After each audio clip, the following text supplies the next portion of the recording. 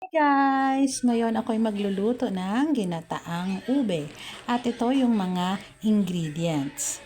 Dahon ng pandan pampabango, malagkit na bigas, pangatlong piga ng niyog, at ang unang piga ng niyog, ube, at asukal.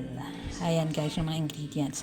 So, isasaksak na natin yung ating electric stove. So, pindutin yung on, tapos soup, tapos ayan na, double burner, tapos naka 1,000 na yung init. So, ilagay na natin yung dahon ng pandan at itong ating malagkit na bigas. Haluin, tapos takpan. Ayan guys, so nilagay ko na yung ube at halo-haloin natin. Palambutin natin. Ayan na siya. Tapos yan guys, lagyan na natin ng asukal. Depende sa tamis na gusto nyo. Tapos haluin natin para magpantay yung tamis. Halo-haloin lang guys. Tapos ilagay yung unang piga ng niyog. Ayan. Tapos halo-haloin natin.